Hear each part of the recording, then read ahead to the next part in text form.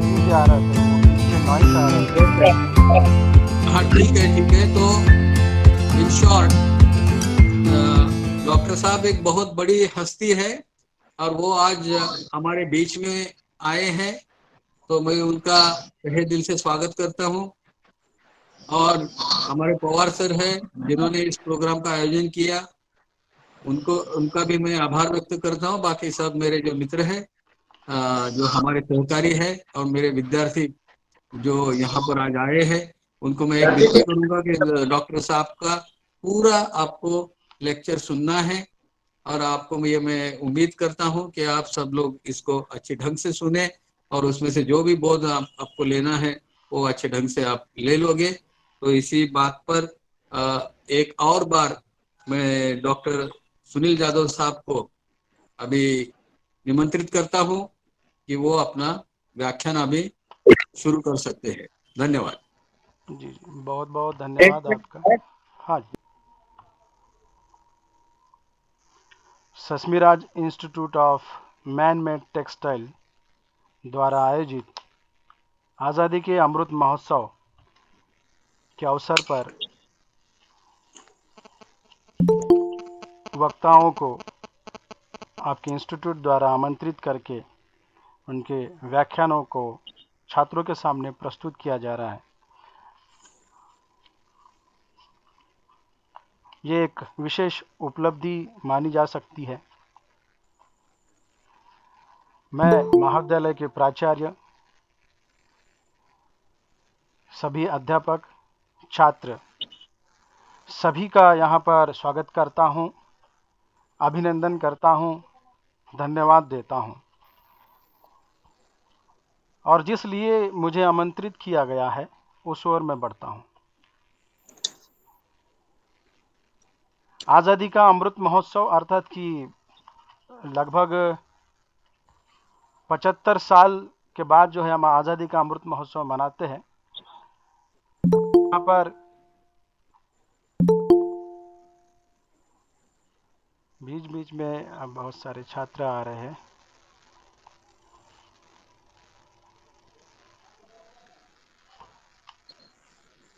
पचास साल को हम स्वर्ण महोत्सव कहते हैं और 75 साल को हम अमृत महोत्सव कहते हैं। तो भारत के प्रधानमंत्री के द्वारा 12 मार्च 2021 को, उस दिन महात्मा गांधी ने सबसे पहले नमक के लिए सत्याग्रह किया था, दांडी यात्रा की थी साबरमती से, दांडी से। तो उस दिन से जो है भारत के आज़ादी का महोत्सव आरंभ हो गया था और ये लगभग जो है 15 अगस्त 2023 तक चलेगा। इस दौरान, आज़ादी के इस 75 साल के दौरान मुख्यतः 5 बातों की ओर ध्यान दिया जाएगा। मुझे लगता है कि मैं एक स्लाइड आपके सामने शेयर करूं और उसके साथ आपको वो बातें बताते जाऊं तो आपको वो भली भांति जो है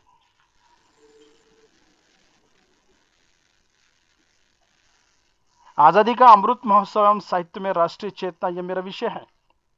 लेकिन मैं साथ ही, जैसे कि भाई सुखदेव पवार जी, प्रोफेसर सुखदेव पवार जी ने कहा था, मित्र प्राचार्य जी आर आंदोरीकर जी ने कहा था, उस अनुसार मुझे आज़ादी के इस अमृत महोत्सव जो 75 साल के विशेष उपलब्धि लेकर मनाया जा रहा है, तो ये भाषण 2 भागों में विभाजित करना होगा। एक तो इन 75 सालों को लेकर और दूसरा होगा साहित्य में राष्ट्रीय चेतना को लेकर। जैसे मैंने कहा था कि ये 12 मार्च 2021 से लेकर 15 अगस्त 2022 तक चलने वाला है। आमतौर पर सरकार के द्वारा जो भी महोत्सव हुआ करता था वो शासकीय प्रशासकीय कार्यालय तक ही केवल सीमित हुआ करता था। लेकिन कुछ ऐसा हो रहा है कि इस महोत्सव को जन महोत्सव के रूप में मनाया जा रहा है। ये एक विशेष उपलब्धि मानी जा सकती है कि जनता को, आम जनता को इसमें शामिल किया जा रहा है। यही कारण है कि प्रत्येक कार्यालय, महाविद्यालय, स्कूलों में, प्रत्येक शासकीय, निम शासकीय, निजी सभी प्रकार के कार्यालय, स्कूल, कॉलेजों में आज आजादी का यह महोत्सव मनाया जा रहा है। उसे जन महोत्सव के रूप में मनाया जा रहा है। ये जन महोत्सव के 5 बातें देखने को मिलती है। इसका उद्देश्य अगर हम देखते हैं, इसका आधार मापदंड क्या है कि 75 साल हम क्यों मना रहे हैं, तो वो 5 बातें जब मैं शोध कर रहा था, स्वाभाविक ही है कि मैंने जी न्यूज का भी सहारा लिया था उसके लिए, क्योंकि संदर्भ के लिए सहारा लेना पड़ता है। तो यहां पर जो है 5 बातें देखने को मिलती है कि ये आजादी का अमृत महोत्सव को लेकर जो है, इन 5 बातों को लेकर यह महोत्सव मनाया जाएगा। इस पर मंथन किया जाएगा। पहला है स्वतंत्रता संग्राम। भारत में स्वतंत्रता संग्राम हुआ, यदि इसकी पूर्व पीठिका देखते हैं तो हजारों सालों से भारत पर कई आक्रमणकारी, विदेशी आक्रमणकारियों ने आक्रमण किया, देश में लूटपाट की, अन्याय अत्याचार किया। उसी श्रृंखला में अंग्रेज भी यहां पर आए थे। अंग्रेजों ने इस देश को कभी अपना नहीं समझा। उन्होंने मात्र इस देश को उपनिवेश बना के रखा था। ये उनका दूसरा घर, और जो भी यहां मिलेगा वो सारा धन जो है वो अपने घर अर्थात कि इंग्लैंड ले जाया करते थे। स्वाभाविक था कि उनके द्वारा जो अन्याय अत्याचार पूर्ण जो नीतियां थी उसका विरोध होना था। हमारी भाषा, हमारी बोली, हमारी व्यवस्था, हमारा व्यापार, हमारी राजनीति, सब कुछ जब छीन लिया जाता है, हमारी बोलती जब बंद कर दी जाती है, तो इसके विरोध में विद्रोह होता है। बिल्कुल भारत में विद्रोह हुआ और उसका नाम रखा गया स्वतंत्रता संग्राम। इस स्वतंत्रता संग्राम में लाखों सैनिकों ने अपने प्राण गंवाकर, बलिदान देकर, शहीद होकर इस देश को आजादी दिलाई। बहुत सारे शहीद हुए। उसमें से हम कितने लोगों को जानते हैं? अगर प्रश्न अगर मैं पूछता हूं तो आपके सामने कुछ गिने चुने स्वाधीनता सेनानियों के नाम आपके सामने उपस्थित होंगे। महात्मा गांधी, लोकमान्य तिलक, सुभाष चंद्र बोस, भगत सिंह, चंद्रशेखर आजाद, बहुत गिने चुने लोगों को आप जानते हैं जिन्होंने आजादी के लिए बलिदान दिया था। लेकिन क्या केवल इन गिने चुने लोगों के आधार पर ही भारत को आजादी मिली है? ये एक प्रश्नार्थ चिन्ह उपस्थित होता है। नहीं, बल्कि लाखों लोगों ने इसमें सहभाग लिया था। उनको लेकर कहीं लिखा नहीं गया, उनके योगदान को भुला दिया गया। कहीं ना कहीं उनके भी योगदान को लिखना बड़ा ही आवश्यक है। यही कारण है कि लगभग 5,000 से ज्यादा लेखकों को इस प्रकार का आदेश दे दिया गया कि आप नए सिरे से इतिहास लिखना शुरू कर दो। आपके गांव में आजादी के लिए लड़ने वाले जो स्वाधीनता सेनानी थे उनके बारे में लिखो। उसके बाद हम देखते हैं कि 75 पर विचार, कि इन 75 सालों में क्या क्या हुआ उस पर चर्चा करना। 75 की उपलब्धियां, इन 75 सालों में भारत ने क्या क्या पाया है, क्या प्रगति की है, उसमें चर्चा करना बड़ा आवश्यक हो गया है। वो 75 की उपलब्धियां है। फिर हम देखते हैं संकल्प। हम इन 75 सालों का पूर्व इतिहास देखकर, चर्चा करके, हमारे देश के बलिदान को देखकर हम आने वाले भविष्य के लिए क्या संकल्प ले रहे हैं, हम इस 75 सालों पर हम क्या कदम उठा रहे हैं, इन 5 बातों पर मंथन जो है इस आजादी के अमृत महोत्सव में किया जाएगा, किया जा रहा है। मुझे लगा कि ये बातें आप तक पहुंचाना जरूरी है, क्योंकि जो महोत्सव हम मना रहे हैं हमें उसके बारे में पूरी जानकारी होनी चाहिए। हमें पता है कि हम आजादी का अमृत महोत्सव मना रहे हैं, लेकिन क्यों मना रहे हैं, इसके कारण क्या है, ये कब तक चलने वाला है, ये बहुत कम लोग जानते हैं। किसी भी वक्तव्य का उद्देश्य होता है कि वो जानकारी श्रोता तक, पाठकों तक, सुनने वालों तक, ज्ञान के जिज्ञासु व्यक्ति तक पहुंचाया जाए। तो मेरा कर्तव्य था, जो बातें मुझे मिली वो मैंने आप तक पहुंचाने का कार्य किया। आइए अगला वाला जो स्लाइड था उस ओर बढ़ते हैं हम। एक मैंने ही कविता हाल ही में लिखी थी, खास आपके ही कार्यक्रम के लिए, जिसकी चंद 4 पंक्तियों को मैंने इसमें रखा है। वीरों के बलिदानों से मिली आजादी की सांसें, हंसते हंसते चढ़े सूली पर आजादी के वास्ते। कई गोलियां चली सीने पर, आह न निकली मुंह से। कई लाठियां चली गोलियां, खून की नदियां बही यहां से। इन पंक्तियों से हम आगाज करते हैं और आजादी के अमृत महोत्सव इस शीर्षक के अंतर्गत कुछ बिंदुओं को लेकर चर्चा करते हुए फिर साहित्य में राष्ट्रीय चेतना की ओर बढ़ते हैं।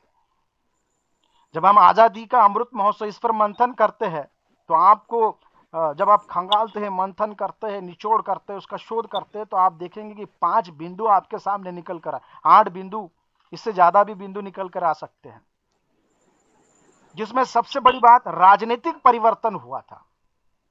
अब ये राजनीतिक परिवर्तन क्या है? अंग्रेजों से पहले, जैसे कि मैंने कहा था कि बहुत से आक्रमणकारियों ने आक्रमण किया। मुगलों का दिल्ली पर राज्य था, बहादुर शाह जफर अंतिम राजा थे, और भारत विभिन्न प्रांतों में बटा हुआ था, एकजुट नहीं। इसका फायदा अंग्रेजों ने लिया। अंग्रेज यहां पर व्यापारी बन गया, यह आप सब भली भांति जानते हैं। और व्यापारी बन के आने के बाद उन्होंने देखा कि यहां पर तो एकता नहीं है, जातिगत भेदभाव, धर्मगत भेदभाव, प्रांतगत भेदभाव, एक राजा दूसरे राजा से नफरत करता है। तो इसका फायदा चंद मुट्ठी भर अंग्रेजों ने उठाया और वे यहाँ के प्रशासन में आ गए, यहाँ की राजनीति में आ गए, और उन्होंने भारत का शासन की बागडोर अपने हाथ में संभाल ली। और जब भारत की बागडोर संभाल ली, ऐसे समय बहुत लोगों को लगा कि अंग्रेज राज इन्होंने बना लिया है, तो ये अच्छी बात है कि अंग्रेज आ गए हैं और अंग्रेज बड़ा परिवर्तन का काम कर रहे हैं। लेकिन बाद में देखा कि अंग्रेज की जो दो राय पूर्ण नीति थी, दोगली नीति थी, षड्यंत्र वाली नीति थी, उसे लेकर, उनके उपनिवेशवाद को लेकर भारतीय लोगों में विद्रोह जाग उठा और अंग्रेजों के विरोध में स्वाधीनता आंदोलन आरंभ हुआ। और देखते ही देखते यह स्वाधीनता आंदोलन पूरे भारत को चपेटे में इसने ले लिया। इतना ही नहीं, सुभाष चंद्र बोस के द्वारा हम देखते हैं कि विदेश तक चला गया, जापान, म्यांमार से होता हुआ फ्रांस तक चला गया, वहां से युद्ध की बागडोर संभाली गई। बाद में हम देखते हैं कि आजादी के मार्ग पर चल रहे थे, तो हिंसा और अहिंसा दोनों मार्ग से चल रहे थे। हिंसा के मार्ग पर जब चला जा रहा था लोकमान्य तिलक के द्वारा 1921 में असहयोग आंदोलन चलाया गया था, असहकार चळवळ। उस असहयोग आंदोलन में एक पुलिस थाने को जला दिया गया। यदि वो असहयोग आंदोलन पूरे भारत में चलता तो 1920-21 में ही भारत आजाद हो जाता, अंग्रेजों को यहां से भगा दिया जाता, मार पीट कर भगा दिया जाता। लेकिन गांधी जी का इसमें आगमन हुआ। उन्होंने कहा कि हिंसा के मार्ग पर नहीं, अहिंसा के मार्ग पर चलना होगा। फिर अहिंसा का मार्ग आरंभ हुआ। अहिंसा के मार्ग पर चलकर हमने अंग्रेजों की लाठियां खाई, गोलियां खाई सीने पर, कई लोग शहीद हो गए। 2 भागों में ये बटा हुआ था, हिंसात्मक और अहिंसात्मक। और देखते हैं कि फिर भारत 15 अगस्त को आजाद हो गया। भारत आजाद होने के बाद राजनीतिक परिवर्तन हम देखते हैं कि कांग्रेस ने बागडोर संभाली। भारतीय लोगों ने राजनीति, भारतीय लोगों की अपनी राजनीति वहां पर बन गई।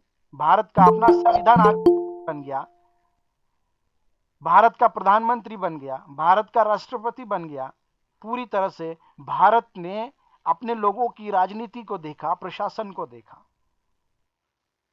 लोगों ने आजादी की सांसें ली, धीरे धीरे परिवर्तन होता चला गया। कांग्रेस ने लंबे एक समय तक इस भारत के राजनीति के क्षेत्र में कार्य किया। उसके बाद फिर हम देखते हैं कि विगत 2 दशकों से भाजपा सरकार आती है और देखते ही देखते भाजपा सरकार भारत में परिवर्तन का कार्य कर रही है, प्रगति का कार्य करते हुए नजर आती है और उन्हीं के द्वारा फिर आजादी का अमृत महोत्सव लिया जाता है। राजनीतिक परिवर्तन हुआ इन सालों में। फिर हम देखते हैं कि सामाजिक परिवर्तन क्या हुआ। मैं बहुत छोटा ले रहा हूं क्योंकि बड़ा लूंगा तो यह बहुत बड़ा व्यापक वक्तव्य हो जाएगा। सामाजिक परिवर्तन, आप 75 साल पीछे जाइए, उस समय का समाज का अध्ययन कीजिए, आप देखोगे कि समाज किस प्रकार का था। समाज 4 भागों में विभाजित था। वैसे देखा जाए समाज को मुख्यतः हम 2 भागों में विभाजित कर सकते हैं, एक जाति के आधार पर और दूसरा अर्थ के आधार पर। जाति के आधार पर हम अगर विभाजित करते हैं तो इसे हम वर्ण व्यवस्था के रूप में विभाजित करते हैं, ब्राह्मण, क्षत्रिय, वैश्य, शूद्र। तो वहीं एक दूसरा अर्थ के आधार पर शोषक और शोषितों का वर्ग। अब ये जो था जाति के आधार पर विभाजित हुआ था, साफ साफ 4 वर्ग थे, लेकिन ये 2 भागों में विभाजित हो गया। ब्राह्मण, क्षत्रिय, वैश्य का एक वर्ग बन गया और दूसरा वर्ग शूद्र अर्थात कि दलितों का बन गया। इन 3 वर्गों के द्वारा दलितों का शोषण किया गया। जाति पाति समाज में व्याप्त थी, कुरीतियां व्याप्त थी, बहुत सारी कुरीतियां थी, आडंबर थी, अव्यवस्थाएं थी।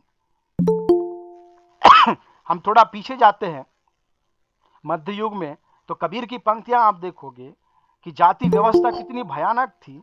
उस भयानक व्यवस्था पर कबीर विद्रोह करते हुए कहते हैं कि जाति न पूछो साधु की, पूछ लीजिए ज्ञान, मोल करो तलवार की, पड़ा रहने दो मैन। ये बात कहने की आवश्यकता क्यों पड़ी थी उस समय? उस समय छुआछूत था कि शूद्रों को स्पर्श करना मना था, अस्पृश्य उसे उन्हें समझा जाता था। तुम कैसे बामन पांडे, हम कैसे सूद, तुम्हारे कैसे लोई, हमारे कैसे दूध, कहकर तात्कालीन समय की उस भयानक व्यवस्था का विरोध किया गया। दलित साहित्य ये भरा पड़ा हुआ है सामाजिक परिवर्तन में। केवल दलित ही नहीं बल्कि हम थोड़ा सा अलग मोड़ पर देखते हैं, अलग प्रकार का देखते, थोड़ा सा मुड़कर देखते हैं। उसमें आप देखोगे कि विवाह के क्षेत्र में बाल विवाह प्रथा थी कि बचपन में ही लड़कियों का विवाह कर दो, लड़की लड़कों का विवाह कर दिया जाता था। जिस समय खेलने कूदने की उम्र हुआ करती थी उसी समय उनकी शादी कर दिया जाता था। माना कि इसके पीछे का इतिहास कुछ और है। मुगल आक्रमणकारियों ने आक्रमण जब वो किया करते थे तो उस समय समाज गांव में या शहरों में लड़कियों का बाहर निकलना मुश्किल हो जाया करता था। वो उनका अपहरण करते थे, वो अपने जनान खाने में ले जाया करते थे या बलात्कार करते थे। इसलिए बाल विवाह प्रथा का जन्म हुआ था। सोचा कि इसे भी आपको बता दूं क्योंकि ज्ञान में बढ़ोतरी होते रहनी चाहिए। हम देखते हैं कि बाल विवाह प्रथा थी, फिर बाल विवाह प्रथा का भी विरोध किया गया। उसके बाद विधवा विवाह, बचपन में ही शादी हो जाती थी। उस समय लड़की अगर विधवा हो गई एक बार तो दूसरी बार उसकी शादी नहीं होती थी। जो खेलने कूदने की उम्र है उस समय वो विधवा हो गई। उसे विधवा होना तक पता नहीं, उसे उसका पति क्या है, घर संसार क्या है, ये तक पता नहीं। जब वो विधवा होती थी और उसे दूसरी शादी करने की अनुमति नहीं है, और जब वो जवान हो जाती है, जब उसमें नैसर्गिक भावनाएं उत्पन्न होती है, जिस समय उसे विवाह की आवश्यकता है, उस समय समाज ने उसे मान्यता नहीं प्रदान की। कितनी भयानक व्यवस्था ये कह सकते हैं, कितनी पीड़ादायक व्यवस्था। इतना ही नहीं बल्कि केशवोपन की प्रथा हम देखते हैं कि विधवा अगर हो गई तो उसके पूरे बाल निकाल देंगे, टकला कर देंगे, वो कोई श्रृंगार नहीं करेगी, अच्छे वस्त्र नहीं पहनेंगे, अच्छा खाना नहीं खाएंगी, वो घर के बाहर नहीं निकलेगी, अंधेरी कोठरी में बैठना उसकी मजबूरी होगी। वो कहीं खिड़की से झरोखे से बाहर झांका करती थी। अगर गलती से वो किसी के सामने आ जाए तो अपशकुन माना जाता था। समाज बहुत भयानक हुआ करता था। उसमें परिवर्तन लाने का काम साहित्य ने किया। बहुत सारे समाज सुधारकों ने किया, और ये भी राष्ट्रीय चेतना से जुड़ी हुई बात है। राष्ट्रीय चेतना माने केवल वीर रस का वर्णन नहीं होता है। राष्ट्रीय चेतना माने देश की प्रगति करना। देश की प्रगति के लिए जो भी कार्य किए जाते वो राष्ट्रीय चेतना होती है। इसलिए सामाजिक प्रगति भी करना नितांत आवश्यक था। तो दलितों की समस्या, बाल विवाह की समस्या, विधवा विवाह, पुनर्विवाह उनके लिए था ही नहीं। उस समय पुनर्विवाह के लिए बहुत सारे लोगों ने कार्य किया। सबसे पहला कार्य आप देखोगे महात्मा फुले, सावित्री फुले जी ने किया था। दूसरा, साहित्य के क्षेत्र में आप देखिए प्रेमचंद ने विधवा स्त्री से, आनंदी देवी से विवाह किया था। विवाह करके समाज में परिवर्तन का बिगुल बजा दिया था, शंखनाद कर दिया था। उस समय स्त्रियों को पढ़ने लिखने का अधिकार नहीं था। यदि कोई स्त्री पढ़ लिख ले तो समाज उसे बहिष्कृत कर देता, उसे चांडालनी कहकर संबोधित करता। बहुत भयानक व्यवस्था उस समय थी। ऐसे समय में लड़कियों को पढ़ाना माने क्रांतिकारी कदम था।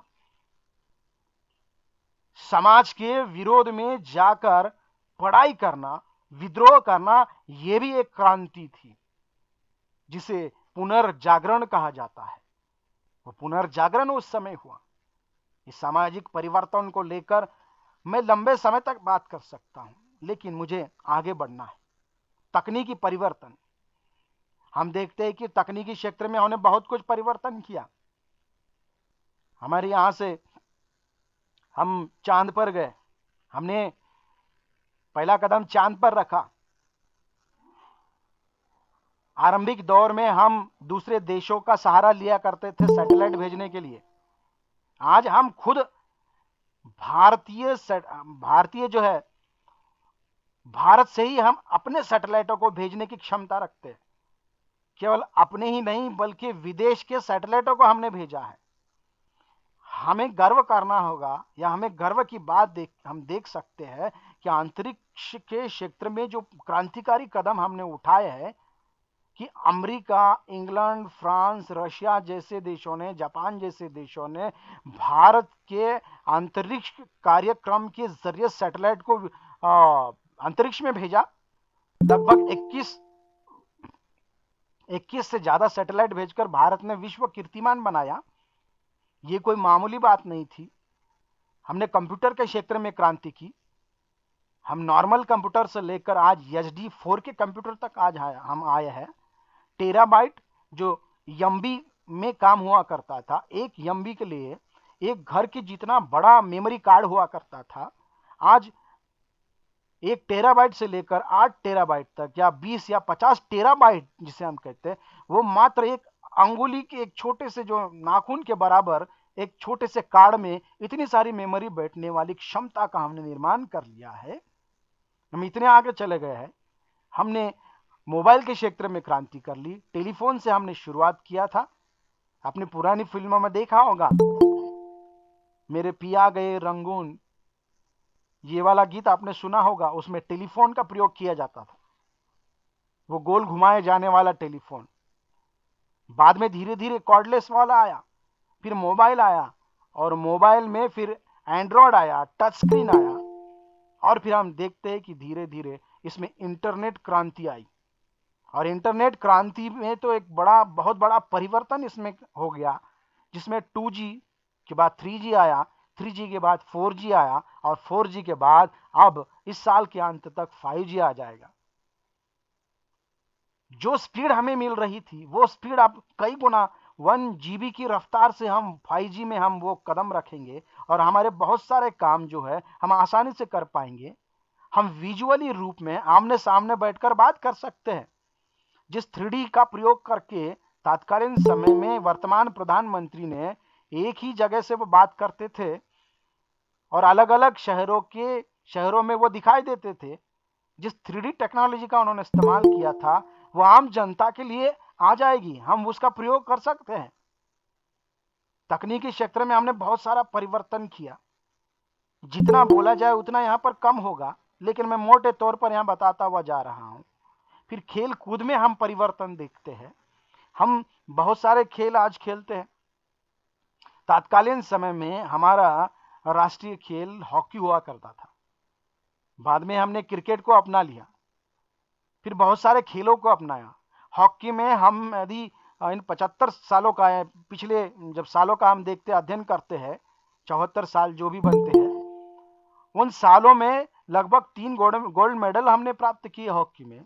क्रिकेट के क्षेत्र में 2 से ज़्यादा वर्ल्ड कप हमने प्राप्त किए हैं। खास बात वो देखने में मिल सकती है कि पाकिस्तान को पराजित करके हमने हॉकी में गोल्ड मेडल प्राप्त किया। और एक बात जो है, फुटबॉल के क्षेत्र में शायद आपको पता है या नहीं पता होगा, फुटबॉल में भी हमने एक बहुत बड़ा क्रांतिकारी कदम उठाया था। जो खेल हमारा है ही नहीं, उस खेल में हमने गोल्ड मेडल प्राप्त किया था, हम विश्व विजेता बने थे। ये किसी को पता भी नहीं होगा कि फुटबॉल में हम विश्व विजेता बन गए थे। मैंने पहले ही बताया था कि 5 बातें पहले मैं बता रहा हूं कि मंथन होना चाहिए। जब महोत्सव शुरू हो गया तो उसका मंथन किया जा रहा है, तो यहां मंथन होना बहुत जरूरी है। तो खेल कूद के क्षेत्र में आज हम प्रत्येक क्षेत्र में कदम बढ़ा रहे हैं, चाहे वो तीरंदाजी हो, भाला फेंक हो, शटल बैडमिंटन हो, दौड़ना हो, तैराकी हो। बहुत सारे खेल है जिसमें हम अब मेडल प्राप्त कर रहे हैं, हम उसकी ओर ध्यान दे रहे हैं। हमने कॉमनवेल्थ गेमों में हमने कॉमनवेल्थ खेल देखा, हमने एशियाई खेल देखा, हमने ओलंपिक का खेल देखा, जिसमें हम अब मेडल प्राप्त करने लगे। बहुत सारे मेडल आए दिन आप समाचार पत्रों में देखते हो कि सुर्खियों में हमारे देश के खिलाड़ी देखने को मिलेंगे, कुश्ती के क्षेत्र में देखने को मिलेंगे, तीरंदाजी भाला फेंक के क्षेत्र में। अब मुझे नाम लेने की जरूरत नहीं, आप उस संदर्भ में आपको नाम भी बहुत सारे पता है। अंतरिक्ष में परिवर्तन, में तकनीकी क्षेत्र का जब बता रहा था तो अंतरिक्ष का परिवर्तन भी मैंने बता दिया। फिर वैद्यकीय क्षेत्र में हमने बहुत बड़ा क्रांतिकारी जो एक बहुत बड़ी क्रांति आई। भारत में कुछ गिने चुने अस्पताल या डॉक्टर हुआ करते थे, आज हर शहर हर गांव में अस्पताल की कोई कमी नहीं है। अस्पताल तो है, लेकिन साथ ही विभिन्न प्रकार के महाभयानक बीमारियों का इलाज ढूंढा गया है। कैंसर जैसी बीमारी है, या उस समय की जो प्लेग वाली बीमारी थी, तत्कालीन समय में बहुत भयानक, 50 साल लगे थे इसकी दवाई खोजने के लिए। जो बड़ी बड़ी बीमारियां थी उसका इलाज ढूंढा गया, उसके उपाय किए गए, बड़े बड़े मशीन्स लाए गए, उन मशीनों के द्वारा इलाज किया जाने लगा। पहले बाईपास किया जाता था, अब बाईपास की उतनी आवश्यकता नहीं होती है, नई नई तकनीक आ रही है। वैदिक क्षेत्र में गोलियां जो बहुत महंगी मिला करती थी अब सस्ते में मिल रही है, और हर जगह सुविधा आसानी से मिल पा रही है। अभी हाल ही में कोरोना काल आया, जिसने सारे विश्व को अपने चपेटे में लिया। विश्व में इस कोरोना को प्रतिबंधित करने के लिए वैक्सीन बनाए गए। भारत इसमें कहीं पीछे नहीं रहा, उसने भी अपने 4-5 वैक्सीन बना लिए, और वो लगातार इस क्षेत्र में निरंतर काम करते रहता है। वैक्सीन बनाए, फिर डीएनए इंजेक्शन उन्होंने बनाया बच्चों के लिए ताकि तकलीफ ना हो।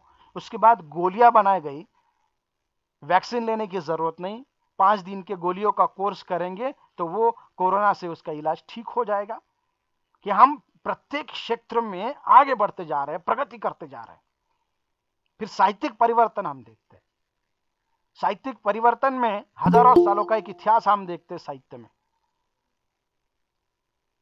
उन हजारों सालों के इतिहास में क्या क्या परिवर्तन हुआ यदि हम देखते हैं तो बहुत लंबा समय जाएगा। आरंभिक दौर में वीर रस की कविताएं हुआ करती थी, दरबारी कविताएं हुआ करती थी, श्रृंगार रस को लेकर कविताएं हुआ करती थी। पहले कविता का दौर हुआ करता था, फिर आधुनिक काल आया 1865 के बाद, जिसे हिंदी में भारतेंदु काल कहा जाता है। उस समय उस समय के काल को आधुनिक काल कहा जाता है, जहां से गद्य विधा का निर्माण हुआ, आरंभ हुआ, और बहुत सारी गद्य विधाओं का जन्म यहीं से हुआ। फिर गद्य में उपन्यास लिखे गए, कहानियां लिखी गई, नाटक लिखे गए, एकांकिकाएं लिखी गई। फिर आगे हम जब बढ़ते हैं तो निबंध लिखे गए, रिपोर्टाज, जीवनी, आत्मकथाएं, शिकारी साहित्य, संस्मरण, रेखाचित्र, डायरी विधा, ऐसी ऐसी विधाएं लिखी गई। शायद उन विधाओं के बारे में आपको पता नहीं होगा। निबंधों के भीतर, निबंधों में भी व्यंग्य विधा का निर्माण हो गया, और व्यंग्य विधा ने एक अलग अपना स्थान बना लिया। विधाओं के साथ साहित्य में साहित्य को युग का प्रतिबिंब कहा जाता है। युग का प्रभाव साहित्य पर पड़ता है, तो वो क्या करता है, साहित्यकार युग को अपने साहित्य के माध्यम से अभिव्यक्त करता है। प्रेमचंद ने भी ऐसा ही किया। प्रेमचंद का नाम इसलिए ले रहा हूं कि आप अच्छी तरह से प्रेमचंद को जानते हैं। जो लोकप्रिय होता है उसे लेकर बात की जाए तो आसानी से बात समझ में आती है। प्रेमचंद ने तत्कालीन समय के उस व्यवस्था को बखूबी चित्रित किया है। समाज के, तत्कालीन समाज को अगर जानना है तो प्रेमचंद का साहित्य आप पढ़िए। उस समय का समाज कैसा था आपको दिखाई देगा। गोदान जैसा उनका उपन्यास पढ़िए कि किसानों का शोषण किस प्रकार से किया जाता था, किस तरह से साहूकार महाजन का शिकार, पंडितों का शिकार एक किसान हुआ करता है। एक किसान की क्या इच्छा है कि अपने घर के सामने गाय हो, और फिर किस तरह से उस गाय के लिए वो काम करता है, और फिर गांव की राजनीति क्या होती है, किसान का शोषण किस प्रकार से होता है कि उसी का खेत छीन लिया जाता है, उसी के खेत में उसे ही मजदूर बना दिया जाता है। एक किसान अपनी ही जमीन पे जब मजदूरी करता है, अपनी जमीन को पराया पाता है, तो इससे बड़े दुख की बात क्या होगी। अपने जमीन को छोड़कर कहीं सड़क के काम में वो मजदूरी करता हुआ नजर आता है, और यहीं पर वो मर जाता है। ये उस समय की समस्या आज भी लागू होती है। आज भी ऐसी पीड़ाओं से ग्रसित होकर कई किसान आत्महत्या करते हुए नजर आते हैं।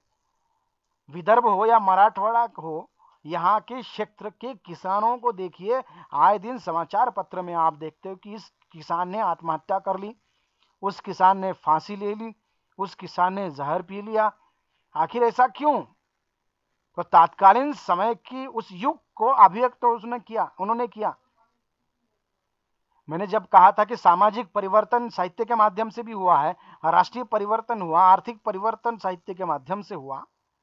उस समय आप देखोगे कि एक बात मुझे बताना आवश्यक ऐसा लग रहा है कि उस समय कन्यादान, लड़कियों का कन्यादान किया जाता है। तो प्रेमचंद उस समय की रूढ़ी परंपराओं का विरोध करते हैं। जब प्रेमचंद की स्वयं की बेटी है, उसकी शादी हो रही है, भंवरियां हो गई, और कन्यादान का समय आ गया है, और प्रेमचंद को कहा कि अब अपनी बेटी का जो है वो कन्यादान कर दीजिए। प्रेमचंद ने साफ इनकार कर दिया कि कन्या कोई निर्जीव वस्तु है जो मैं इसका दान कर दूं। कन्या कोई निर्जीव वस्तु है या कन्या कोई गाय है जो इसका मैं दान कर दूं। उन्होंने कन्यादान करने से साफ मना करते हुए समाज को संदेश दे दिया कि वो रीति रिवाजों का विरोध करते हैं, रूढ़ी परंपराओं का विरोध करते हैं। उन्होंने अपनी लड़कियों को उस समय पढ़ाया जिस समय लड़कियों को पढ़ाना माने चांडालनी समझा जाता था, उसे समाज में बहिष्कृत कर दिया जाता था। उस समय उन्होंने अपनी लड़की को पढ़ाने का कार्य किया। सामाजिक परिवर्तन में हम दलितों का भी भाग देखते हैं। दलितों का किस प्रकार से शोषण किया गया। दलित साहित्य एक अलग साहित्य के रूप में उभर कर आया। ये बताने की जरूरत नहीं कि महाराष्ट्र में दलित साहित्य को लेकर एक समृद्ध साहित्य हम देखते हैं। भारत में यदि कहीं समृद्ध साहित्य दलित साहित्य को देखा जाता है तो वह सबसे ज्यादा दलित साहित्य महाराष्ट्र में लिखा गया। फिर इसका प्रभाव उत्तर भारत में पड़ा, और बाद में फिर दलित साहित्य उत्तर भारत में लिखा गया। केवल इतना ही नहीं, साहित्य ने क्या क्या तात्कालीन समय की प्रत्येक युग को जो देखता है उन्होंने उसने लिख दिया। और वो क्या क्या बातें हम राष्ट्रीय चेतना के अंतर्गत भी उसे देखते हुए चलेंगे आगे। जो मोटे तौर पर वो बताता चलता हूं कि साहित्य में फिर विभिन्न प्रकार के वाद निर्माण हुए, विभिन्न प्रकार की विचारधारा पर साहित्य चलने लगा। छायावादी विचारधारा पर, प्रगतिवादी विचारधारा, प्रयोगवादी विचारधारा को लेकर, नई कविता, अकविता को लेकर, फिर स्वाधीनता आंदोलन के बाद का साहित्य, और फिर साहित्य विमर्शों के दौर से गुजरा, जिसमें स्त्री विमर्श, अल्पसंख्यक विमर्श, आदिवासी विमर्श, दलित विमर्श, घुमंतु विमर्श, शब्द विमर्श, मीडिया विमर्श, बहुत सारे विमर्शों को लेकर साहित्य चला। जो सूक्ष्म था वो व्यापक पटल पर उभर कर आया, और आज 21वीं सदी में जो हम देख रहे हैं कि बहुत सारे विमर्शों को लेकर साहित्य एक विपुल मात्रा में लिखा गया है। और साहित्य जो है युग का प्रतिबिंब होता है, वो साहित्य में पढ़ने के बाद आपको दिखाई देता है, और साहित्य ने उसमें परिवर्तन लाने का काम किया। आर्थिक परिवर्तन भी इस समय देखते हैं कि भारत की इकोनॉमिक आर्थिक कमजोरी हम पिछले अब 100 साल का इतिहास हम देखते हैं। अंग्रेज आने से पहले भारत को सोने की चिड़िया कहा जाता था। इसका मतलब ये हुआ कि भारत की जीडीपी विश्व के जीडीपी से सबसे ज्यादा थी, यानी सबसे समृद्ध देश यदि कोई था तो भारत था। आखिर ऐसा क्या हुआ कि भारत की समृद्धि कहां चली गई? अंग्रेज आने के बाद भारत की समृद्धि चली गई है, आर्थिक शोषण किया गया, और जो धन था वो विदेश ले जाया गया। इसका विश्लेषण मैं अगले वाले बिंदु में करूंगा विस्तार से। आर्थिक परिवर्तन हुआ। आज देखते हैं कि हम आर्थिक क्षेत्र में प्रगति करते जा रहे हैं। हमारा प्रयास यह है कि हम जीडीपी को बढ़ाएं। जो मूल्य आज से 100 साल पहले था कि 1 रुपये अगर इंग्लैंड या अमेरिकी व्यक्ति को 1 रुपये अगर खरीदना है तो उसे लगभग $4 देने पड़ते थे। वो $4 देता तब जाके भारत का 1 रुपया हम उन्हें देते थे। इतना हमारे रुपए का सम्मान हुआ करता था। ये 100 साल की बात है। इससे पहले का तो मैंने कहा कि भारत समृद्ध था, विश्व में सबसे ज्यादा समृद्ध। लेकिन आज विपरीत स्थितियां भले ही हो, हम आर्थिक क्षेत्र में प्रगति कर रहे हैं। हमारे व्यापार व्यवसाय को हम जितना ज्यादा बढ़ाएंगे उतना ज्यादा हमारी जीडीपी बढ़ेगी, और जीडीपी बढ़ने से महंगाई कम होगी। महंगाई कम होने से सारी अगर जीडीपी का रेट अगर ज्यादा बढ़ जाता है हमारा, तो महंगाई अपने आप कम हो जाएगी, और जो आम जनता महंगाई का शिकार हो रही है वो महंगाई का शिकार नहीं होगी।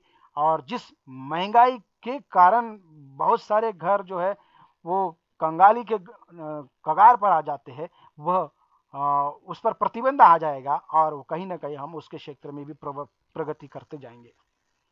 ये मोटे तौर पर मैंने आजादी का अमृत महोत्सव लेकर जो परिवर्तन आया उसको लेकर मैंने बात की। अब चलते कि साहित्य में राष्ट्रीय चेतना को लेकर बात करते हैं। राष्ट्रीय चेतना, अब राष्ट्रीय चेतना माने क्या?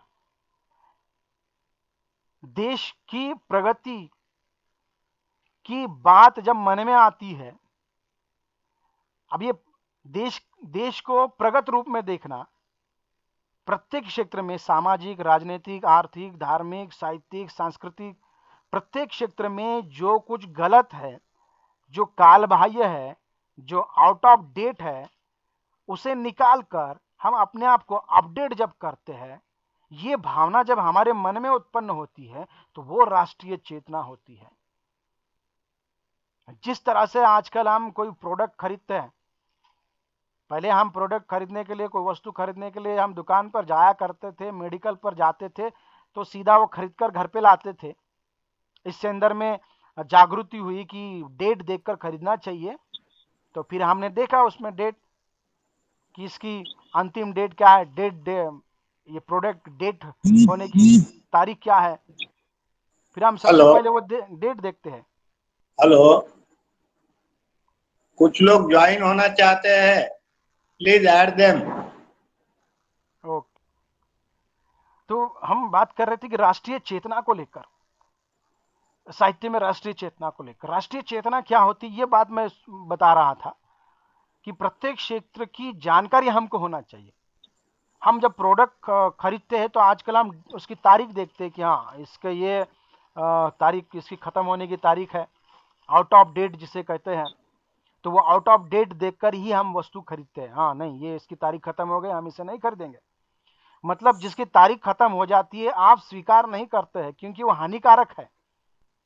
जब आप अपने लिए हानिकारक वस्तुओं को स्वीकार नहीं करते हैं तो देश के लिए हानिकारक रूढ़ी, परंपरा, प्रथा, विचारों को हम कैसे स्वीकार करेंगे?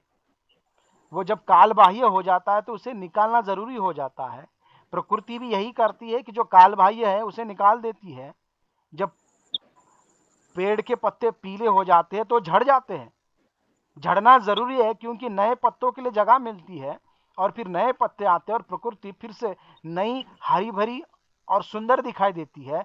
बिल्कुल उसी तरह से देश की प्रगति के लिए जो पुराने पत्ते हैं, जो अनावश्यक है, उन्हें निकालकर फेंकना आवश्यक होगा। जो काल बाह्य है उन्हें निकालना होगा ताकि देश की प्रगति हम कर सके।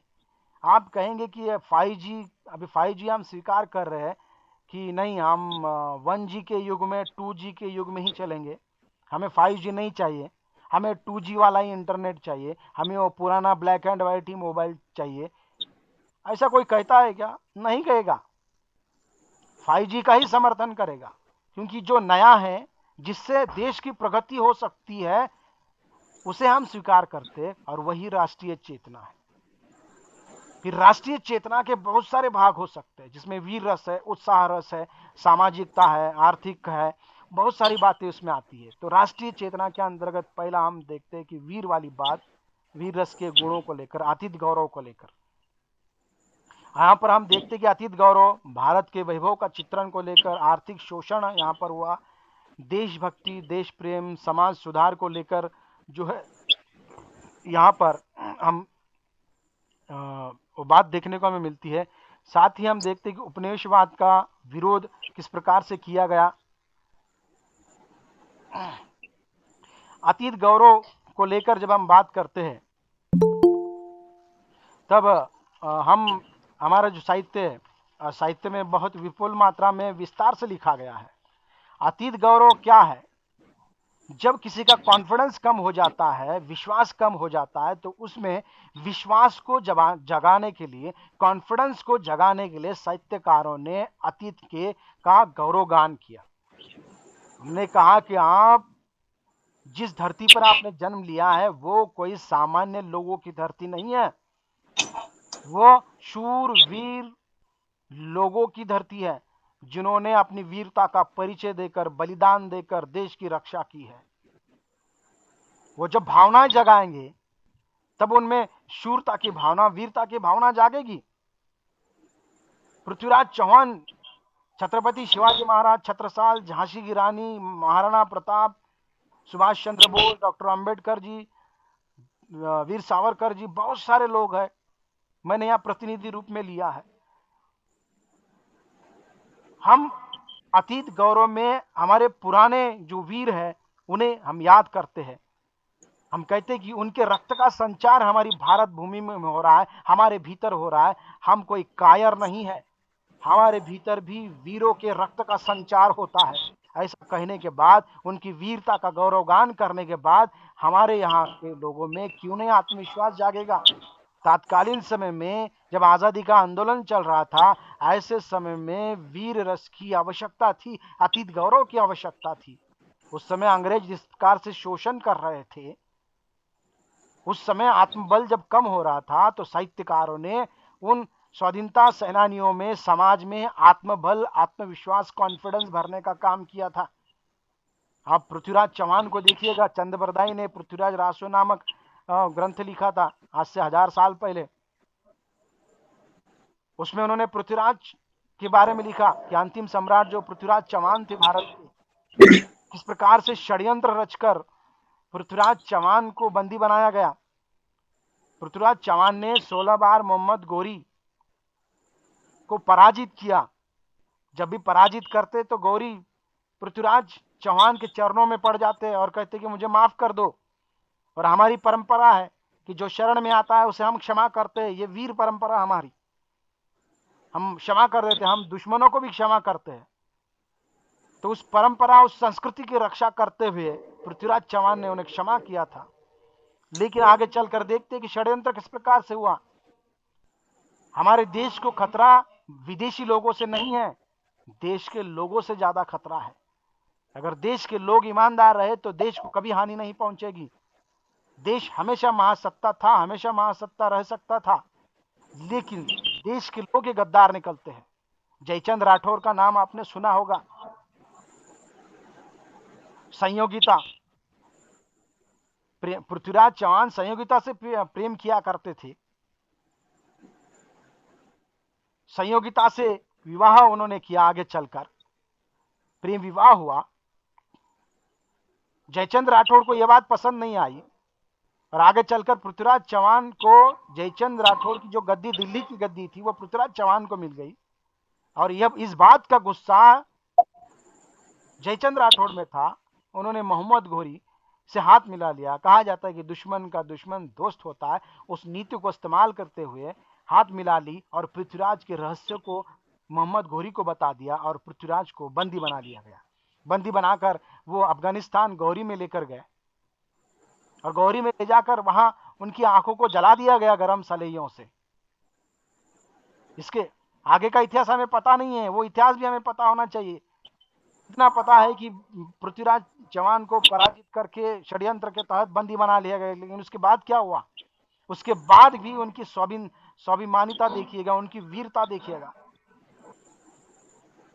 पृथ्वीराज चौहान लक्ष्य भेदी बाण चलाना जानते थे। आंखें बंद कर कर ध्वनि पर वह आवाज की रफ्तार, आवाज को सुनकर वह धनुष्यबाण चलाया करते थे। जिस प्रकार से रामायण में दशरथ ध्वनि को सुनकर शब्दभेदी बाण चलाते थे, ये बात आपको पता होगी श्रवण बाण के संदर्भ में। उसी प्रकार से पृथ्वीराज चौहान चलाया करते थे।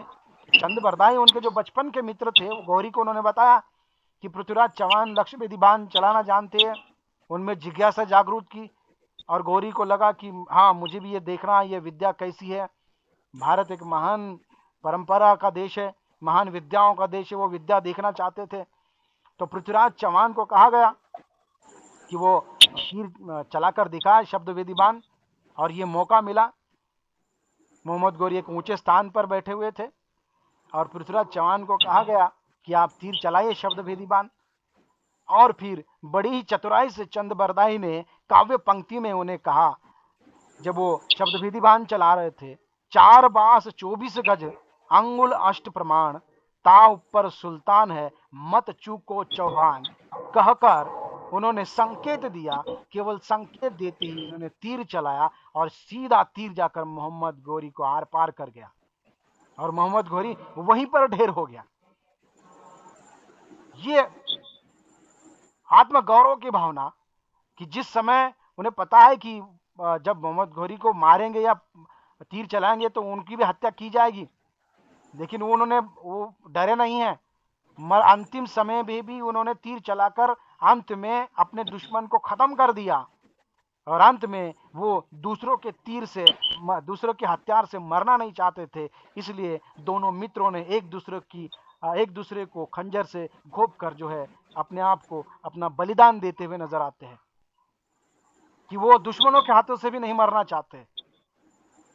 ये वीरता की भावना को जगाने वाला। छत्रपति शिवाजी महाराज को लेकर, छत्रपति छत्रसाल को लेकर जब बात करते हैं तो भूषण जैसा कवि आपको दिखाई देगा।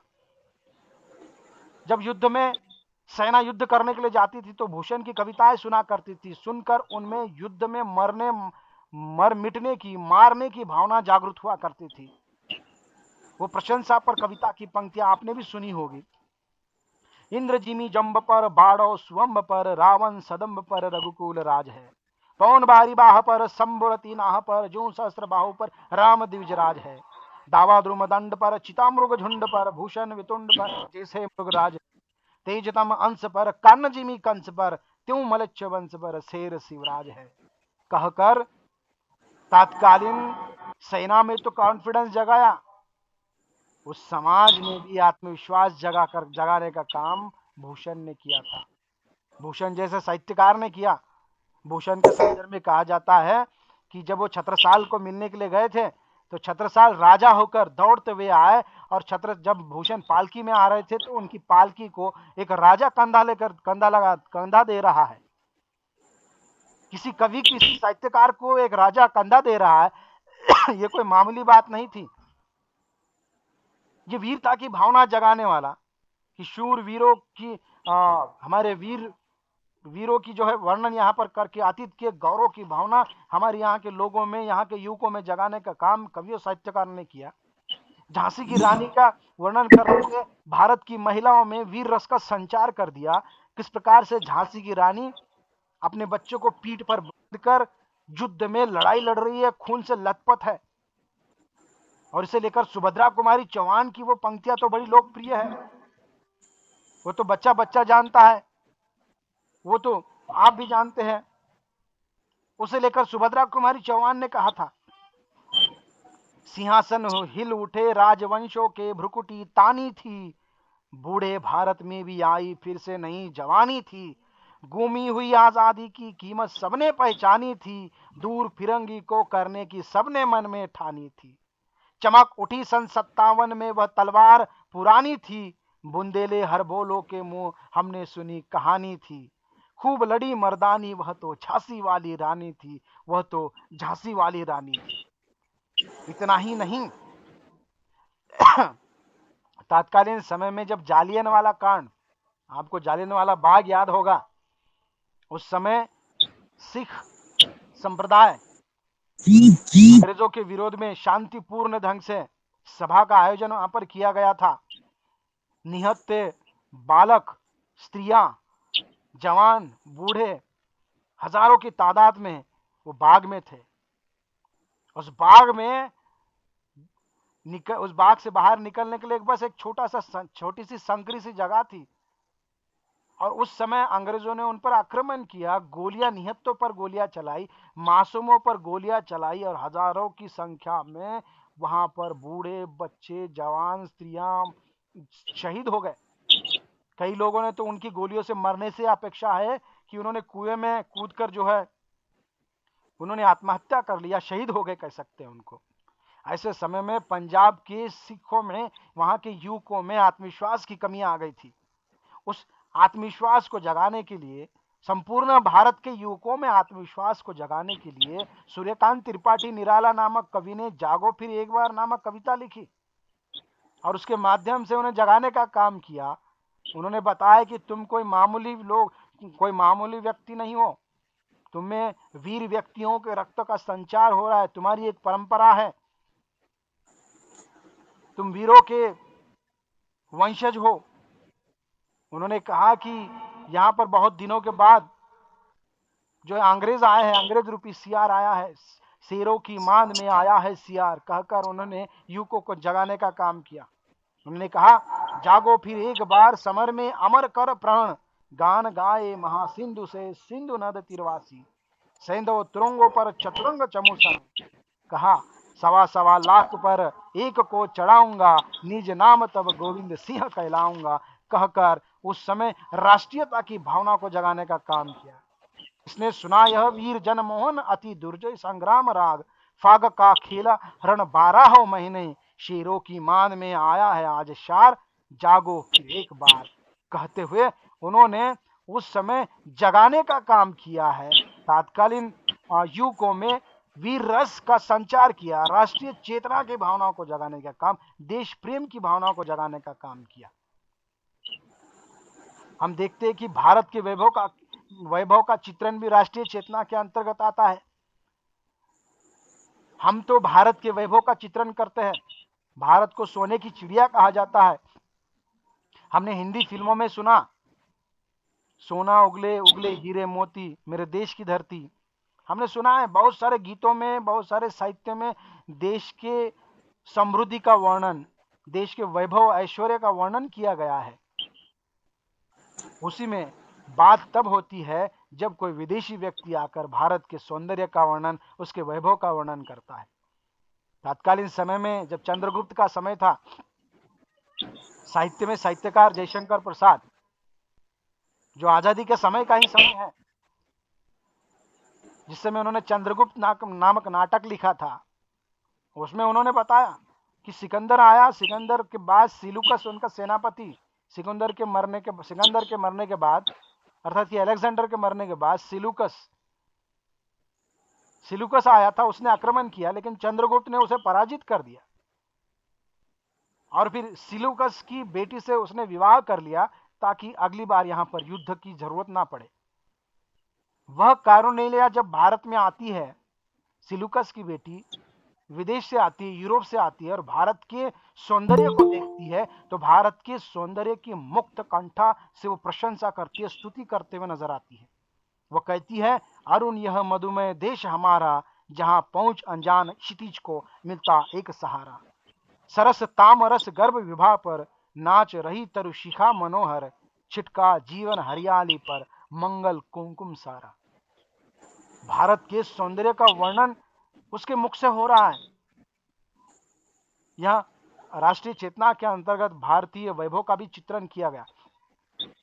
आर्थिक शोषण, अंग्रेजों ने किस प्रकार से भारत को उपनिवेश बनाया था, उस उपनिवेशवाद का विरोध भारतीय जनता में हुआ। उपनिवेशवाद का अंग्रेजों का विरोध नहीं होता था। आरंभिक दौर में हमने अंग्रेजों की प्रशंसा की, लेकिन अंग्रेजों की जो नीतियां थी, उन नीतियों के कारण हमने उनका विरोध किया। आखिर क्या बात है कि क्यों विरोध करना पड़ा?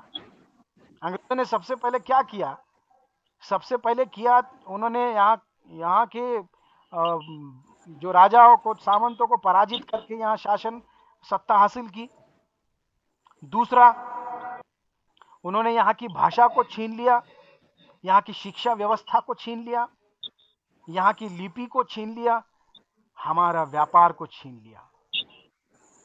अंग्रेजों ने सब कुछ हमारे पास से छीन लिया। जब किसी की भाषा छीन ली जाए और जब किसी का व्यापार छीन लिया जाए, तो वह व्यक्ति मृत व्यक्ति के समान होता है। यदि आपकी भाषा को छीन लिया जाए, आप इस वक्त जिस भाषा को जानते हैं, आप समझिए कि केवल आपको हिंदी भाषा आती है, कहा कि अब आपको आज से जो है यहाँ का काम कन्नड़ भाषा में चलेगा। मैं कन्नड़ भाषा का विरोध नहीं कर रहा हूँ, केवल उदाहरण के लिए बता रहा हूँ, क्योंकि यह हमें नहीं आती है। कहा कि नहीं, आज से पूरे भारत की भाषा कन्नड़ होगी और कन्नड़ में सब लोग बोलेंगे, कन्नड़ में व्यवसाय करेंगे। क्या आप कर पाओगे? नहीं कर पाओगे, क्योंकि आप हिंदी जानते हैं, हिंदी में व्यवहार करना जानते हैं। कहा गया कि नहीं, जो कन्नड़ में करेगा वही बिजनेस करेगा, वही पैसे कमाएगा, और जो हिंदी, उसे कुछ भी नहीं मिलेगा। भाषा छीन ली गई आपसे। और देवनागरी में नहीं लिखोगे आप, कन्नड़ में ही लिखोगे। लिपि छीन ली आपको, जी लिपि ही नहीं जानते आप, काला अक्षर भैंस बराबर हो गया। मैंने पहले बताया, मैं हमारे प्रांत की, हमारे देश की भाषा का विरोध नहीं कर रहा हूं, केवल एक उदाहरण समझाने के लिए बता रहा हूं।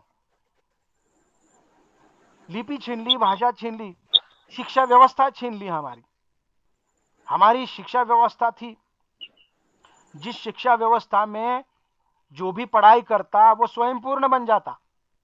डायरेक्ट उनको ट्रेनिंग मिला करती थी, युद्ध की ट्रेनिंग दिया करते थे, और डायरेक्ट जो है सीधा वो सेना में भर्ती होता था और वह एक अच्छा सैनिक बन जाता था, क्योंकि उसे वो शिक्षा मिली है।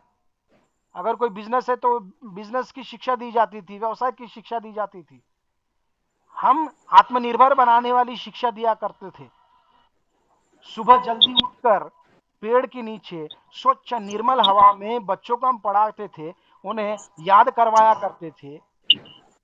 आज की तरह कंप्यूटर या मोबाइल में फीड कर दिया जाए, आज के बच्चों की तो स्मरण शक्ति हमने खत्म कर दी है। ये सब अंग्रेजी शिक्षा नीति के तहत हुआ। हमने क्या किया? भाषा को गुलाम बना दिया, शिक्षा को गुलाम बना दिया, शिक्षा की कमर तोड़ दी। यहाँ का मैकॉले जब आया तो उन्होंने देखा कि यहाँ की रीढ़ की हड्डी यहाँ की शिक्षा व्यवस्था है, यहाँ की भाषा है, यहाँ की लिपि है, इसे छीन लो। उन्होंने भारत की रीढ़ की हड्डी, बैकबोन को तोड़ दिया और अंग्रेजी भाषा को लागू कर दिया, व्यापार को लागू कर दिया। यहाँ जो भी व्यापार होगा, भारतीय व्यापारियों से भाषा ही जब छीन ली तो कहां से व्यापार करेंगे? अंग्रेजों का व्यापार वहां पे चलने लगा, नई नई आधुनिक वस्तुएं वहां लाने लगे। यहाँ का देश, यहाँ का व्यक्ति केवल गुलाम और खरीदार बनकर रह गया था, वो व्यापारी नहीं था। अंग्रेज जो बेचेंगे उसे खरीदना है, बस वो केवल खरीद सकता था, बेच कुछ नहीं सकता था, वो बोल नहीं सकता था। उसे गूंगा कर दिया गया था। जो पैसा आ रहा है फिर वो अंग्रेज भारत में नहीं रख रहे हैं। जहाज सोने से भर भर के जहाज, सोना भर भर के जहाज, हजारों जहाज यहां से इंग्लैंड गए हैं। यहाँ का कोहिनूर इंग्लैंड गया। आज जो इंग्लैंड अमीर बन बैठा है वो किसके पैसों पर अमीर बना है? वो भारतीय पैसों पर अमीर बना है। इंग्लैंड को तो भिखारी कहना चाहिए, चोर लुटेरा। हमारे पैसे पर ऐशो आराम विलासिता का जीवन जी रहा है और हमको धौंस बताता है। हमारा कोहिनूर लेकर हमको ही बताता है। मैंने पहले कहा था कि भारत एक वैभवशाली देश था, सोने की चिड़िया थी। आर्थिक शोषण उसने किया। भारतेंदु कहते हैं इस संदर्भ में, अंग्रेज राज सुख साज सजे सब भारी, पय धन विदेश चली जात यही बात की ख्वारी। अंग्रेज आए लेकिन अच्छी बात थी, प्रगति किया, लेकिन यहाँ का धन जो है वो सारा धन विदेश जा रहा था। अंग्रेजों की दोगली नीतियां थी। भीतर भीतर सबरस चूसे, हंसी हंसी के तन मन धन चूसे, जाहिर बातन में आती तेज, क्यों सकी सज्जन नहीं अंग्रेज। अंग्रेजों की उस असज्जनता को तात्कालीन समय में साहित्यकारों ने अपने साहित्य के माध्यम से बताया। किस प्रकार से भारतीय लोगों का आर्थिक शोषण किया गया, आर्थिक गुलाम बनाया गया, बिल्कुल सोच समझकर, षड्यंत्र बनाकर हमारी शिक्षा हमारे पास से छीन ली, हमारा व्यापार छीन लिया, हमारी भाषा छीन ली, हमारी लिपियां छीन ली, हमारा व्यापार सबसे महत्वपूर्ण छीन लिया। छीन तो लिया और केवल हमको ग्राहक बनाकर रखा। और जो भारत का पैसा था, जिस पैसे को भारत में इन्वेस्ट करना था वो नहीं किया, बल्कि वो सारा पैसा विदेश लेकर चले गए। जब भारत का पैसा विदेश जा रहा है, भारत में प्रगति नहीं हो रही है, तो उस समय यहाँ के लोग अंग्रेजों के विरोध में क्यों नहीं जाएंगे? यही कारण था कि हम अंग्रेजों के विरोध में गए, उनकी दोगली नीतियों के विरोध में गए। अगर अंग्रेज हमारा पैसा भारत में निवेश करते, प्रगति करते, हमारी भाषा को, हमारी लिपि को बढ़ावा देते, तो हम अंग्रेज को कभी बाहर नहीं निकालते। उन्हें आज भी हम सहर्ष स्वीकार करते। उनकी दोगली नीति के कारण हमने अंग्रेजों का विरोध किया था। और यही बात हमें आगे चलकर देखने को मिलती है। व्यापार के क्षेत्र में मैथिली शरण गुप्त ने एक कविता लिखी थी कि अंग्रेज किस प्रकार से, हम भारतीय लोग किस प्रकार से नख से शिक तक लगने वाली वस्तुएं, सुई से लेकर नेल पॉलिश तक, बालों को कंगई तक, हम जो है अंग्रेजों की खरीद रहे हैं, भारतीय लोगों को नहीं, भारतीय लोगों ने बनाई हुई नहीं खरीद रहे हैं। वो कहते हैं, अब रख नहीं सकते स्वयं हम लाज भी अपनी, अहो रखते विदेशी वस्त्र उसको, सभ्य हम क्यों न कहो। करती अपेक्षा आप अपनी पूर्ण, जो जितनी जहां वह जाती समुन्नति प्राप्त करती है वहां। जो वस्तु देखो made in England, Italy, Germany, Japan, France, America व अन्य देशों की बनी, होकर सजीव मनुष्य हम निर्जीव से है हो रहे, घर में लगाकर आग अपने बेखबर सो रहे हैं। कहकर तात्कालीन समय में आर्थिक शोषण की पोल खोलकर राष्ट्रीय चेतना को जगाने का काम उस समय के कवियों ने, साहित्यकारों ने किया था। अगला वाला बिंदु देखते कि देशभक्ति, देश प्रेम की भावना उस समय के साहित्यकारों ने, उस समय के युवकों में, महिलाओं में जगाने का काम किया। महिलाएं भी कंधे से कंधा लगाकर देश के आंदोलन में उन्होंने सहभाग लिया था। देशभक्ति की बहुत सारी कविताएं, गीत लिखे गए। श्यामलाल गुप्त प्रसाद द्वारा वो लोकप्रिय गीत हम देखते कि झंडा ऊंचा रहे हमारा, विजयी विश्व तिरंगा प्यारा, झंडा ऊंचा रहे हमारा, सदा शक्ति बरसाने वाला, प्रेम सुधा बरसाने वाला, वीरों को हर्षाने वाला, मातृभूमि का तन मन सारा, झंडा ऊंचा रहे हमारा। इतना ही नहीं, बल्कि माखनलाल चतुर्वेदी जी जो हिंदी के बड़े साहित्यकार हैं, उन्होंने एक पुष्प की अभिलाषा, एक फूल की अभिलाषा करता है, उस अभिलाषा के माध्यम से देश के युवकों में देशभक्ति, देश प्रेम की भावनाओं को जगाने का काम किया है। ये एक फूल क्या सोच रहा है?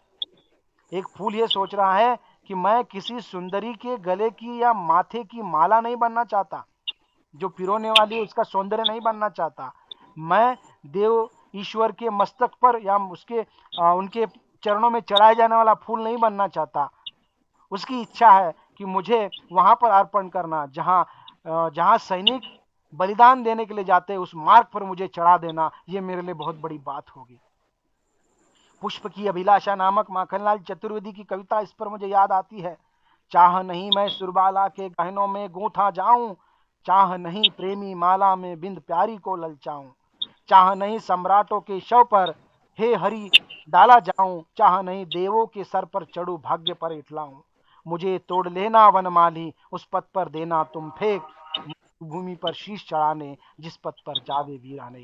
कहकर उस समय देशभक्ति की भावना, देश प्रेम की भावना को जगाने का काम समय के तात्कालीन जो है साहित्यकारों ने किया है। उस समय मराठी साहित्य में पवाड़ा नामक एक प्रकार है। उस पवाड़ा में आप देखोगे छत्रपति शिवाजी महाराज, शाहू महाराज, झांसी की रानी लक्ष्मीबाई, ताराबाई, अंबेडकर जी, बहुत सारे वीरों पर पवाड़े बनाए गए वीर रस से युक्त। वो वीर रस की कविताएं सुनकर साहित्य में जो वीर रस किया गया, उसके तात्कालीन युवकों में वीर रस को जगाने का काम किया। देश प्रेम, देशभक्ति की भावना, बलिदान की भावना, त्याग की भावना को जगाने का काम किया था।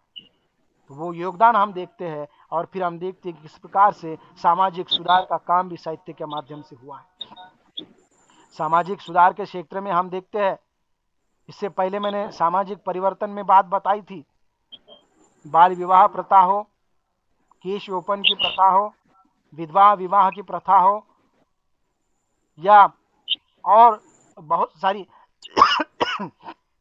जाति प्रथा, आडंबर, झूठ, फरेब, असत्य असत्य आचरण, इन सब का तात्कालीन समय के साहित्यकारों ने विरोध कर समाज में जागृति लाने का काम किया, समाज को सुधारने का काम किया। जब मनुष्य आपस में झगड़े कर रहा था तो उस समय कवियों ने प्रेम का संदेश दिया।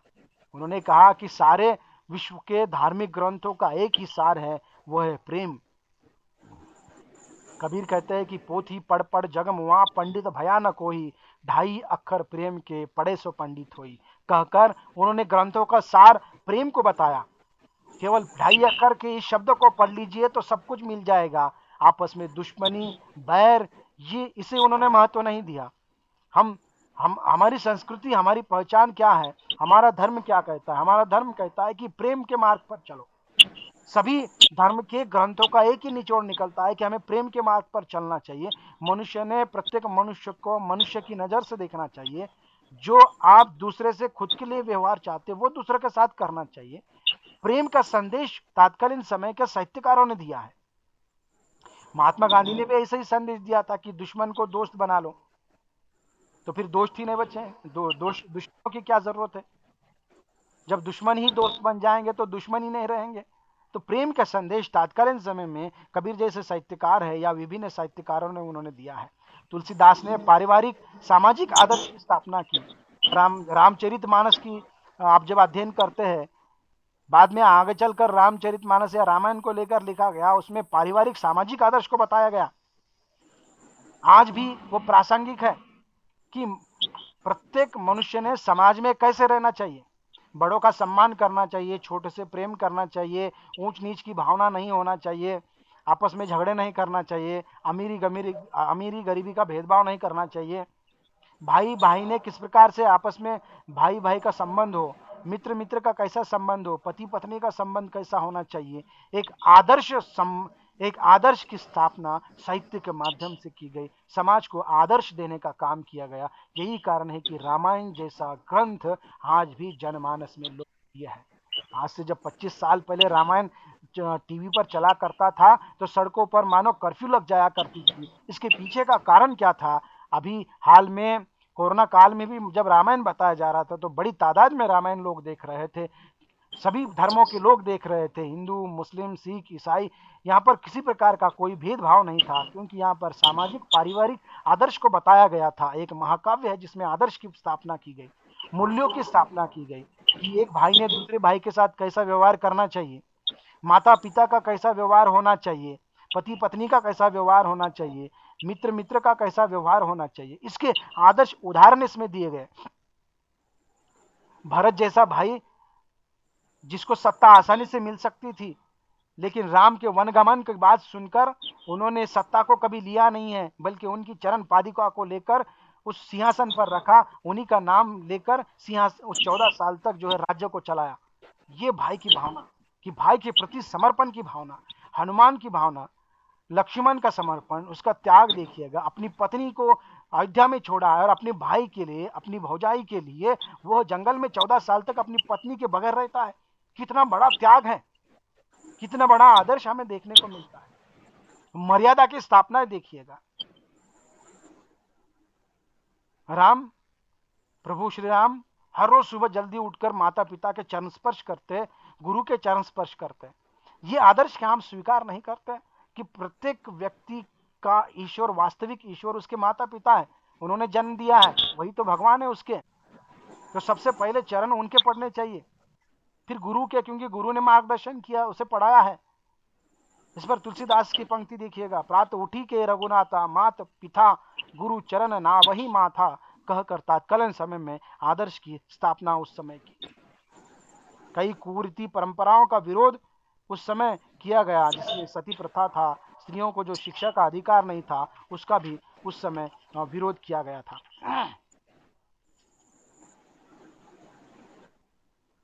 उपनिवेशवाद का विरोध, इसे मैंने अभी हाल ही में बताया था, फिर भी मैं चलते चलते इसे भी मैं फिर से बता देता हूं।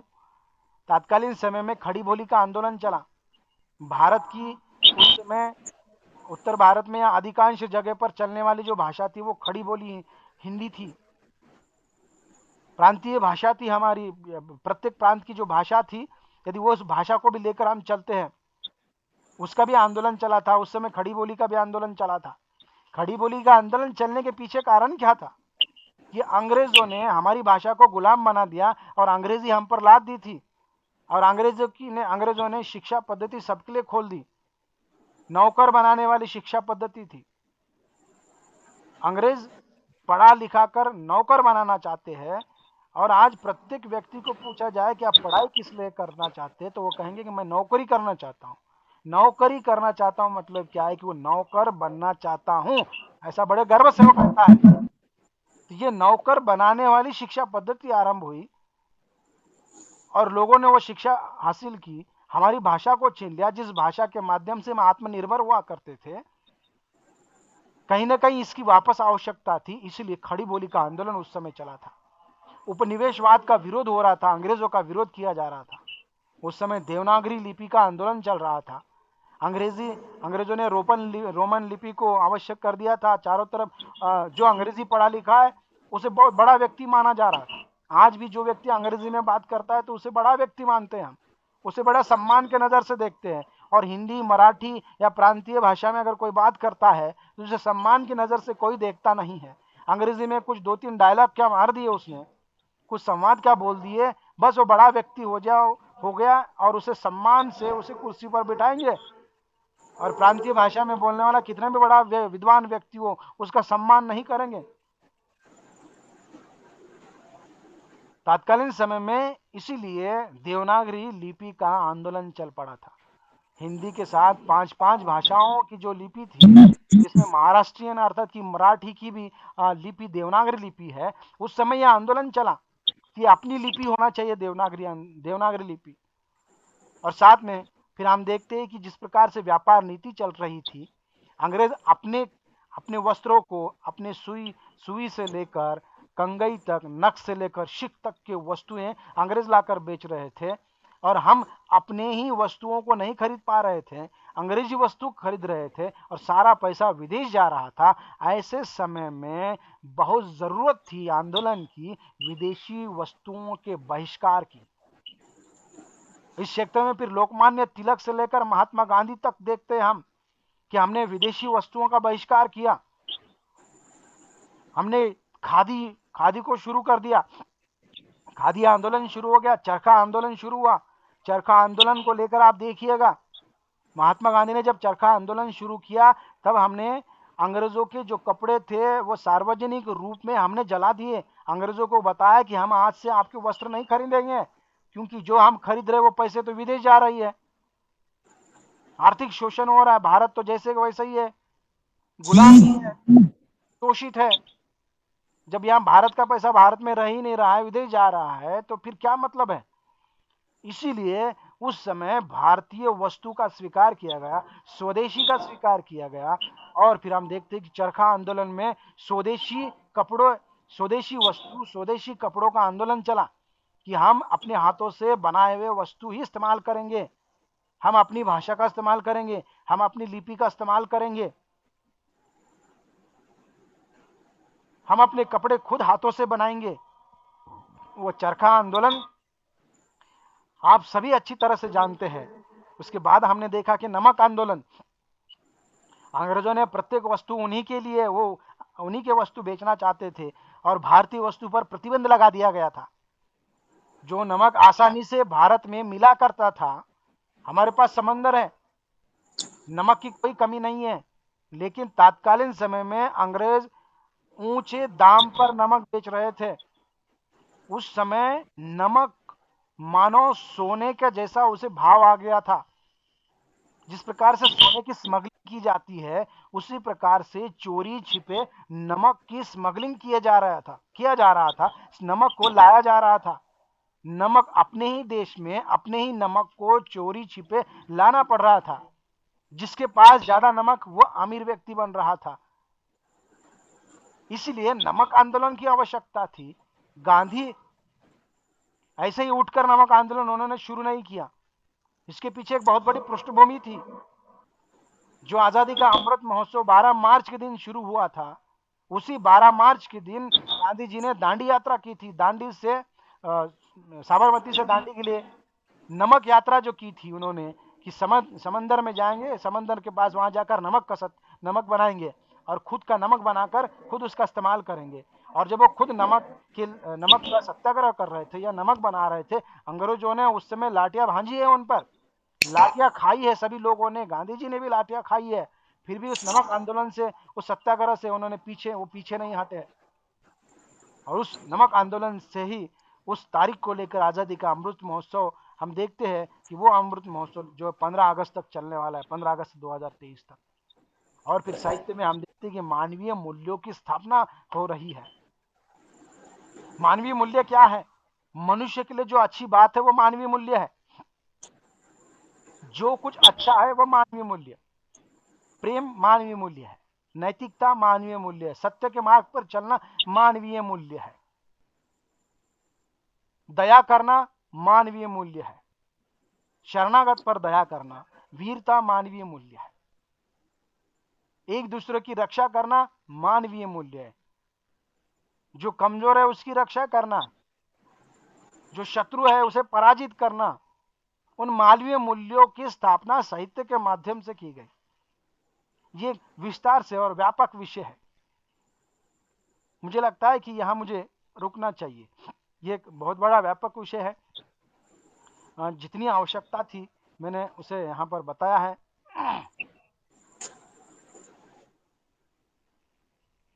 अंदोरीकर सर, अंदोरीकर सर. Yes sir. हाँ, शेवट आभार प्रदर्शन करावं सर आपण. अभी 1 मिनिट है.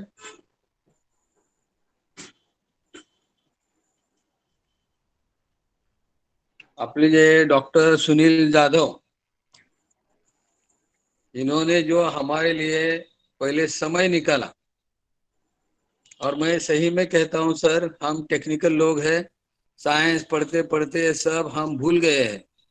जो आपने जो इतिहास बताया वो सबको पता होना बहुत जरूरी है, क्योंकि उससे तो आदमी का कैरेक्टर बनता है कि भाई हमारा देश बना कैसे।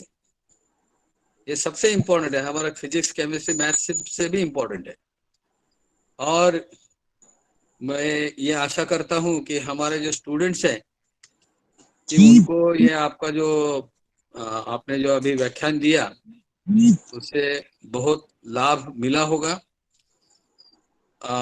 मुझे पर्सनली आप जो बात कर रहे थे उसमें इतनी रुचि आई कि मैं तो ये चाहूंगा, पवार सर को रिक्वेस्ट करूंगा कि कम से कम सर के पास में इतना सब ज्ञान का भंडार है, और हमारे बच्चों का ओवरऑल डेवलपमेंट ये सबसे इम्पोर्टेंट है। जब पीछे क्या हुआ, जब उनको समझ में आएगा तब वो आगे का सोच सकते हैं ना। हम इतिहास से कुछ सीखना चाहिए, वो मन में रख के दुष्टता का भाव नहीं रखना चाहिए, लेकिन उससे सीख तो लेनी चाहिए, ताकि हम आगे वही जो मिस्टेक हमने पास्ट में की वो आगे चलकर नहीं करें। और जो इन्होंने सर ने इतना कुछ बताया कि ये भारत देश आज जो हम देख रहे हैं वो कैसे कैसे उसमें प्रगति हो गई है, तो सही में इतने कम समय में और इतना जटिल जो विषय है, तो सही में उन्होंने वो जो हिसाब से ये उनकी बातें रखी है, उसके लिए मैं उनको हार्दिक धन्यवाद करता हूँ, मैं सलाम करता हूँ। और अ, इसी दो लाइन से कि भाई सर आपने बहुत ही अच्छा हमको मार्गदर्शन किया, ना बल्कि ओनली स्टूडेंट्स को, हमारे स्टाफ को भी मार्गदर्शन हो गया। और आगे चलकर भी हम आपके संपर्क में रहेंगे, और आपके ज्ञान का अपने स्टूडेंट्स के लिए, हमारे स्टाफ के लिए जो भी हम फायदा करके ले सकते हैं अच्छे ढंग से, वो जरूर करेंगे। और सर और एक बार आपने जो समय निकाला और जो रुचि से आपने बात की, तो सही में ये बहुत ही अच्छी बात है, मन को छूने वाली बात है। बस मैं इतना बात करके, और फिर एक बार हमारे जो पवार सर है, उन्होंने जो मेहनत लेके इतना सब ये ज्ञान यज्ञ हम बात करेंगे इससे। और सही में सर ने कहा कि जो हम अमृत महोत्सव की जो अभी बना रहे हैं, अमृत महोत्सव जो कर रहे हैं, तो उसके पीछे बहुत बड़ा इतिहास है कि खाली 75 ईयर्स नहीं, उसके बहुत में जमीन के अंदर बहुत सारी चीजें हैं, खाली पेड़ दिखता है, फल दिखता है, इतना नहीं है। तो बस इसी लाइन से मैं आप सबको धन्यवाद देता हूँ। और पवार सर, अभी आपको कुछ कहना है तो आप कर सकते धन्यवाद, बहुत बहुत धन्यवाद sir. Doctor doctor Sunil ji, हाँ जी सर। बहुत ही अच्छी ढंग से आपने यहाँ पर विस्तृत से ये आजादी का अमृत महोत्सव के ऊपर आपने बात किया है। जी जी, बहुत बहुत धन्यवाद आपका। तो बहुत ही, मैं तो कहता हूँ अच्छी तरह से फायदा होगा, और हम सब अध्यापक लोग, कर्मचारियों को भी इसका जरूर फायदा होगा। इसलिए मैं सच्चे दिल से आपको धन्यवाद देता हूँ और अभिनंदन करता हूँ। धन्यवाद। जी जी, धन्यवाद, बहुत बहुत धन्यवाद। और हमारे प्राचार्य सर जो है, प्रिंसिपल साहब, हमेशा हमें मोटिवेट करते रहते हैं। हमेशा इन प्रोग्राम की हमें उनसे ही प्रेरणा मिलती है, और हम सच्चे दिल से उनको धन्यवाद देना चाहते हैं, आभार मानना चाहते हैं। Thank you. जी जी, बहुत बहुत धन्यवाद प्रोफेसर सुखदेव पवार जी, प्राचार्य GR आंदोरीकर जी। आपने मुझे यहाँ पर बोलने का मौका दिया, और खासकर विज्ञान के छात्रों के सामने, तकनीकी छात्रों के सामने बोलने के लिए मिला। भविष्य में हम अवश्य मिलेंगे सर। प्राचार्य जी ने जैसे कहा कि जब भी आपको मेरी ज़रूरत पड़े, आप मुझे अवश्य आमंत्रित कीजिए, मैं आपके लिए हमेशा तैयार रहूँगा। मैं प्रोफेसर सुखदेव पवार, प्राचार्य GR आंदोरीकर, इस आभासी मंच पर उपस्थित प्राध्यापक गण, सभी छात्रों का यहाँ आभारी हूँ कि आपने मुझे यहाँ अच्छी तरह से सुना और मौका दिया। धन्यवाद। मिलते हैं। धन्यवाद।